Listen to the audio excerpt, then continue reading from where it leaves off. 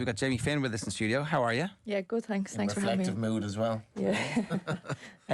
So for people who are unfamiliar with your story, you did your ACL in February at training. Yeah.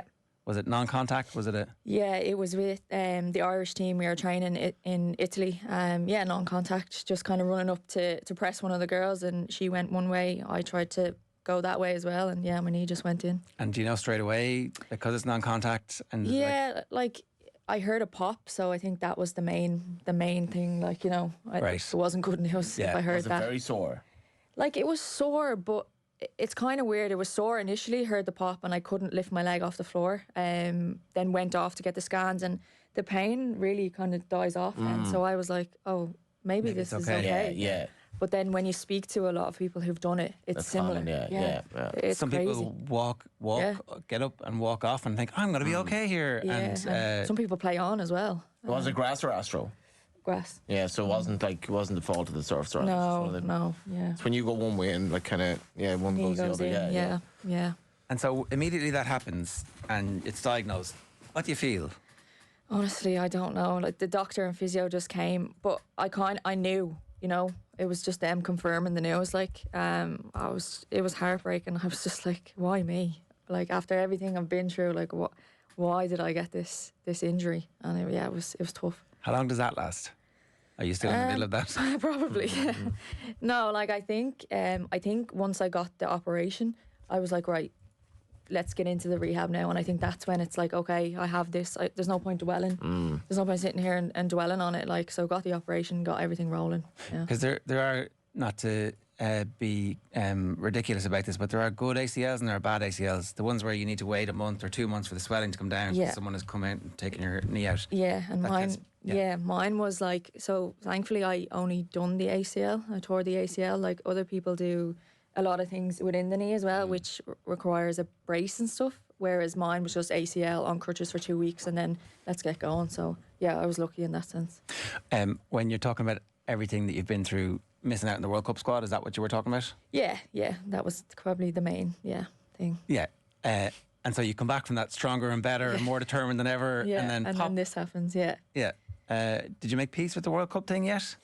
Yeah, I think so. I think, like, listen, it was a huge thing in my career. Like, anyone who grows up playing for Ireland, get to the senior team, you want to play at the World Cup. That's the main thing.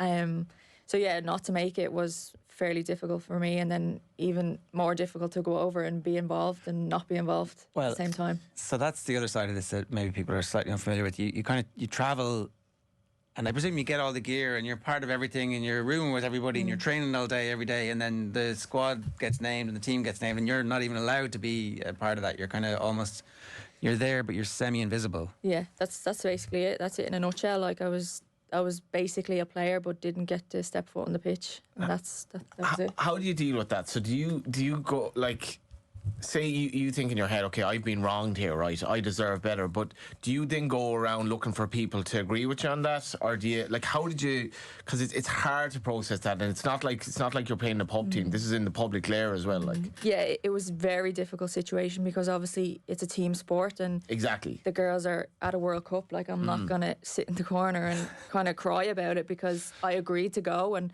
I had to put on a brave face to help them train for one and prepare them for the games. Yeah. And that's what I agreed to do. So yeah, I think I just, like, put my feelings to the side and just, yeah. Was that hard? Yeah, very difficult because I was basically looking at other people living out my dream to play at a World Cup. So Now, that can kill you or it can definitely make you stronger. Yeah. And it can probably do a little bit of both. yeah. So how do you make sure that it doesn't kill you and that it is actually fuel for that fire when you're now doing all the boring stuff in the gym, going, actually, you know what, next time this happens, I'm going to be on the pitch, not like a sub. I'm just going to be absolutely making sure that I'm one of those people who are setting the tone. And yeah, like, I think for me, it always came back to playing for Ireland. That was my goal, my aim. It comes down to wearing the green jersey. So if that was to go to Australia and do what I had to do and come back, and that was always in the back of my mind, like, I could have went the opposite direction, but I didn't want to. I wanted to play for Ireland, so that's what it came down to. are there benefits from having been out there and seeing what happened? And like, did you become a better footballer from that experience? Yeah, I think more so mentally. Obviously, I've learned how like tournaments go, and obviously we want to be there. We want to be at the Euros, next World Cup. So yeah, I've learned that way as well. But I think mental toughness was a big one for me. Did you get help with that? We've been fascinated by people's different approach to sports psychology on the show this week. Daniel Whiffen, not interested, was told he's borderline delusional by a sports psychologist that you don't need me. And yesterday with Mona McSharry on, and she was like, you know, the sports psychologist has been unbelievably important in her getting bronze medal by 100th of a second. Yeah. So what's your approach to this? Yeah, I would agree with Mona. I think like everyone's different, obviously. It doesn't suit everyone, but yeah, I've utilised it, and I will going forward. I think it's brilliant. If you can use that 1% extra off the pitch to make you a better footballer, why not? Do you get that from Birmingham? Do you get it from Ireland? Is it like kind of both? Yeah, right, both. So Ireland have access to it. That's through the Sport Institute. Yeah. Yeah. Okay, that's interesting because like it definitely feels like these are the areas that we can make leaps in more quickly than almost anything else. Yeah, absolutely. But again, like I said, it clearly doesn't suit everyone. So you have to try it first and see. Talk to us about the recovery. How's it going? Yeah, so I'm 5 months post-operation now. Yeah, just kind of working away in the gym, hopefully running in about 2 or 3 weeks. And yeah, that's the next milestone. Have you been talking to anyone who's been in the same boat, like, about the recovery? Yeah, like everyone is really different. The knee is like different for absolutely everyone. But yeah, I've been talking to a few, but I think it's just like for me taking it week by week and seeing how the knee reacts. But touch wood, everything's going. How did the club deal with it? So they've been really good actually. It obviously happened on international break, but they agreed for me to do the surgery at home, and I've been at home ever since. So they've been brilliant with it. How was that like being at home? Yeah, actually really nice, because as a footballer you never get time to be at home for that long. So it was really nice to spend time with family. Yeah. When did you go to England? What age were you? I was about 21, I think. Right, and was that like we're kind of everybody's different now? Players are going over much later in the women's game than some of the lads would have gone over. Players are going over much younger now than they would have when the WSL was kicking off. Was that about right for you in retrospect? Did you feel like you had enough experience built up? Yeah, I think so. I think I was in the senior team at that stage as well. I think it was the right time for me to go, and yeah, luckily it worked out. Went over to Birmingham and been there ever since. And how is that life as full-time different from what it would have been like here if you'd stayed? Yeah, it is different. Obviously, we train more on the pitch, more off the pitch, analysis and stuff like that. It was difficult to adapt at the start because obviously I was going from Shells part-time to full-time environment and in the WSL. Obviously one of the best leagues around, so it was difficult at the first season, but yeah, then adapted into it. And what was the difference between it being difficult and feeling like you'd adapted? What do you think are the things that you would kind of say? I think with the games, I think you're nearly playing an international game every weekend in that league, and that's a different standard to the league here. I think that was the main difference really, and then training obviously was more intense. Because we were talking with Vinny Perth yesterday about Mason Melia and what his future is, and just the difference that would be if he was to go and join a big European team. Like playing week in, week out is great, but it's the full time, it's it's your meals being looked after, it's someone monitoring your nutrition. Yeah. It's just it's a ramp up at a scale that we kind of can't really match here.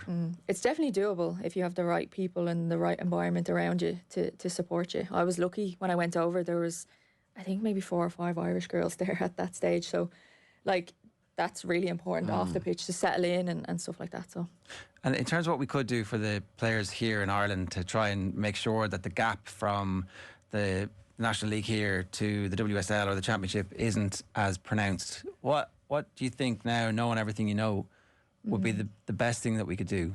Yeah, it's difficult because I think it always comes back to time spent on the pitch. Like, I think some of the teams only train twice, max probably 3 times, because they're juggling a job too. So, like, it's difficult when you are juggling that job and coming to training, and then you have players who maybe are at the latter stages of their career. They're just playing for the love of it in the league, and then you have the younger players who obviously want to progress, and so it's difficult to get that balance of. Yeah, it's a very tough one for the League of Ireland, to be fair, because like even on the men's side, it's only getting to the professional stage now. So to monetize it with all the difficulties the FAI have, like I don't know, how can it bridge that gap, because it is difficult considering the money in England, like. Yeah, and obviously it comes back to money as well, like and facilities, and is it possible? Is it feasible to be that full-time environment? Yeah. Have you felt in, say, the half decade or so you've been in England, have you felt how much the women's game is progressing in that time? Because like it just seems to be just exploding from like a base where it was here, like to where this could go potentially, but it's happening quite fast. Yeah, it is, and I think hopefully it just keeps going in that direction, because you can see the quality the women's game has, and I think everyone is seeing that now. You know, I think it was the norm years ago for everyone to sit down and watch a men's game. There was no like, oh, we're going to sit and watch a women's game. Whereas now it's, norm really in families, young kids to sit down and watch the women's team play. And the kids as well. So they're young girls are getting a lot of exposure to women playing football, and you can just see how this is going to, like, say, 10 years time where this could be. Yeah, absolutely. I think they could be making the millions. Yeah. The young kids. No, but listen, that's where we want to set the pathway for the kids. Like when I was growing up, there was a few, not many, but whereas now there's a lot of players going to England playing professional football and representing their country. So, and what you did at the World Cup, Jim, do you think down the line, like when you wear the Irish jersey again, you look at yourself in the mirror and you say, like, I got through this, I actually, like, you know, I did the right thing for my country at that time? Yeah, I hope so, and I hope people see that, because again, like as I said, it's about my country, and it's about, I'm very proud to represent Ireland, and it always came back to that. It always came back to representing Ireland and the green jersey. And listen, if it helps other people as well, like in your career, you're never going to win every single game. You're never going to get selected every time. And I think for young kids, like, how do you deal with that? Like, how do you deal with not getting selected for a team? Well, there's a resilience there that you've displayed that many people would be like, how did you do that? And your ability to talk about it afterwards and use it as fuel is presumably going to drive you for the rest of your career in many ways. Yeah, hopefully. And as I said, if it can help one kid growing up in their career, I'll be I remember as a kid, like in my last season playing as a senior, when I was playing for my local team, when I was dropped for the cup final, I absolutely did not want us to win that game. And I remember, like, this was a selfishness in me where, and I didn't come off, I was really selfish, but I said to myself, this is just, I can't not be this. And what you did, like, is completely the opposite of that, where it's like, this is a pain in the ass, but I just got to do it. Yeah, and like, as I said, I think kids are growing up, it's in the media, it's all, oh, we've won this, we're getting to this team. There's not many people who come out and talk about, no, I actually didn't make the team, and I've played so many games, and how does that impact me? Like, do I want to play football again? Like, no, you know, so it's all those questions are opened up. And as I said, hopefully, if anyone's gone through that, you can see. And elite sport is really hard. Yeah. Like, as a kid, when did you begin to think that you might be able to go professional? I think probably my days with Shells. Like, I started with Swords Manor fairly young. I was 5, then went to Shells. So who was managing at Shells? It was Casey McQuillan. Oh yeah. Yeah. So I think, well, I went with Raheny, and then Raheny and Shells merged. So probably my Shelburne days, yeah. And do you think I can make a career out of this then? Like, I can actually make money out of this at that time? Do you know what? I was never thinking like the money side of things. Right. I was always thinking, no, I want this to be my everyday. And I want to play for Ireland. Yeah. That was the thing, yeah. But, like, presumably you still had to make a plan for school and, like, an alternative in case it didn't work out. Yeah, like, and that's very, like, vital that nowadays, because, like, as you can see, anything can happen with injuries. I actually done a course in personal training, so I worked as that as well as playing with Shells. Having that outside thing, I think, is really beneficial, particularly in not going crazy. You know, because if all you're thinking about all the time is, I need to look after my diet, my recovery, the technical analysis, I'm looking at video the whole time. That level of dedication is important for some people, but most people, it drives them mad. Yeah, it's important to have, like, other stuff, and obviously you're around a team environment all the time, so when you meet up with people who actually don't play football, or you know, that's kind of beneficial as well. Totally. Like, not to talk about it, you know, because you're consumed with it every day. So yeah, and this slice now of time away, are you beginning to think about life after football? I mean, I know you're very young to be thinking about that, but at the same time, you've had this kind of shocking realization that this can be taken away instantly. Yeah, I think you think of that, like, naturally you think of, oh God, yeah, it could be taken away, and you think of after career. I'm hopefully finishing up my UEFA B pretty soon, and I've done some punditry stuff as well, and I've really enjoyed that. Yeah, Yeah, so you're saying life all in the right football. things to be a coach. You're actually selfless. Like, this does matter. Like, you know, it is, because it's like the coach. It's like this is the team. It's like this is so yeah, that's going to serve, and the PT maybe as well. Yeah. Hopefully a mixture of everything. Yeah. So if you're running in a couple of weeks, is it fair to ask when you might be kicking a ball, or even better, training / playing? Yeah, like if I play minutes in the new year, I'll be happy enough with that. Right. And obviously you're looking at the Euros in the summer. So if I'm back in the new year, I'll be hopefully looking good. Right, okay. And so will you head back to Birmingham in September, October? Yeah, pretty soon. Yeah, back running and touching the ball and head back over to the team. Yeah. Right. Well, listen, we wish you the very best of luck. It's a remarkable story. Thanks a million for joining us. Thank you.